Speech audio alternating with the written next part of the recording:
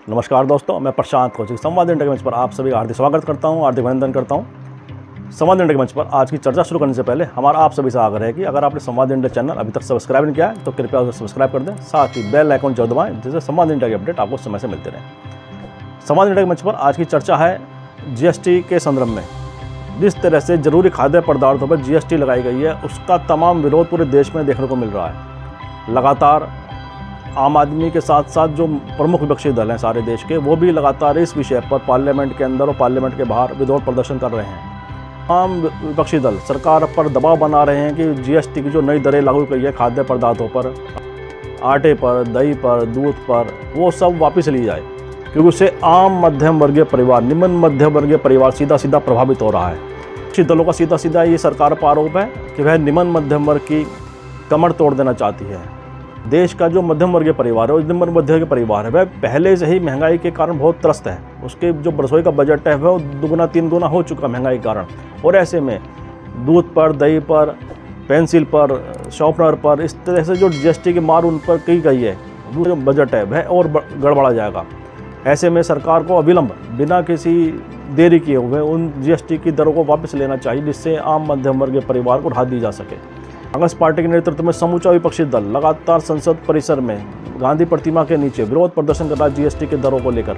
और वह सरकार पर लगातार दबाव बना रहा है कि इस पर संसद के अंदर चर्चा करी जाए, प्रधानमंत्री इसका जवाब दें। लेकिन सरकार का अपना पक्ष है, उसका ये कहना है कि जीएसटी की दरें जो भी लागू की हैं वह सभी दलों की राय को लेकर ही लागू की गई हैं। उसका कहना है कि जब जीएसटी दरें के संदर्भ में जो मीटिंग की गई थी उसमें सभी दलों के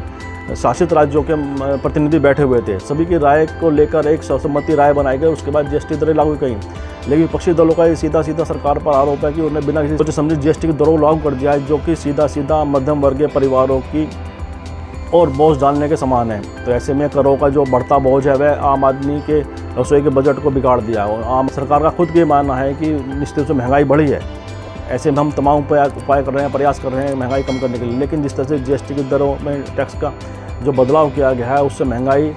का जो दंश है उसे मध्यम वर्ग के परिवार झेलने को मजबूर हो चुका है, इसमें कोई दो राय नहीं है। जिस तरह से महंगाई का बोझ आम आदमी पर पड़ रहा है उससे आम आदमी के अंदर भी बड़ा आक्रोश है, वह भी लगातार सरकार के प्रति नाराजगी जाहिर कर रहा है। पेट्रोल डीजल के दाम हो, चाहे गैस के बढ़ते दाम हो, चाहे सब्जियों के बढ़ते दाम हो, खाद्य पदार्थों के बढ़ते दाम हो, सभी का इस तरह से जो दाम बढ़े गए हैं उसने पूरा एक ऐसा सिस्टम तैयार कर दिया कि एक सीधा एक आम आदमी की जेब पर उसका बहुत बड़ा गहरा असर पड़ रहा है, जिस वजह से उसके खर्चे बहुत बढ़ गए हैं और आमदनी के स्रोत तो उतने बढ़े नहीं हैं, उसकी बल्कि कमी हुए हैं, जिससे इस समय उसके सामने रसोई का जो बजट है वास्तव में उसके लिए संकट की स्थिति है, उसके लिए बड़ी परेशानी का कारण बन गया है। और ऐसे में विपक्षी दल इस मुद्दे को लगातार गर्मा कर रखने के प्रयास में हैं कि वह चाहते हैं कि यह मुद्दा आम आदमी की कोई जोर से जुड़ा हुआ है, आम आदमी के सरोकार से जुड़ा हुआ मुद्दा है, इसलिए इस मुद्दे को जितना हम हाईलाइट कर सकते हैं, जितना आम आदमी भी विपक्षी दलों के मूवमेंट से जुड़ेगा और सरकार पर इसका बहुत बड़ा दबाव बनेगा। राहुल गांधी सीधा ये सरकार पर आरोप लगाते हैं कि वह संवेदनशील सरकार है, इसे आम आदमी की मुश्किलों से कोई मतलब नहीं है, ये केवल अपने कुछ कॉर्पोरेट मित्रों के लिए काम कर रही है और उन्हें जीएसटी से जो बढ़ाई हुई दरें वापस लेनी पड़ेंगी जब तक हम आंदोलन करते रहेंगे। तो इस तरह के तमाम बयानबाजी लगातार जीएसटी की बड़ी दरों को लेकर की जा रही हैं और संसद परिसर में और संसद भवन के अंदर लगातार इस पर विरोध प्रदर्शन जारी हैं। अब देखना है कि सरकार और विपक्ष के बीच में यह गतिरोध कब तक कायम रहेगा और उस पर सरकार आगे बढ़कर क्या कुछ विपक्षी दलों के साथ बैठकर कुछ का समाधान निकालने का प्रयास करेगी, या केवल ये विपक्षी और सरकार की जिद का एक अखाड़ा ही बनकर रह जाएगा। इन्हीं शब्दों के साथ आज की हम चर्चा को विराम देते हैं और आप सभी से आग्रह करते हैं कि संवाद इंडिया की इस वीडियो को लाइक करें, शेयर करें, कमेंट करें, साथ ही सब्सक्राइब करें, साथ बेल आइकन जब दबाएं जिससे संवाद इंडिया के अपडेट आपको समय से मिलते रहें। बहुत बहुत धन्यवाद, बहुत बहुत अभिवादन।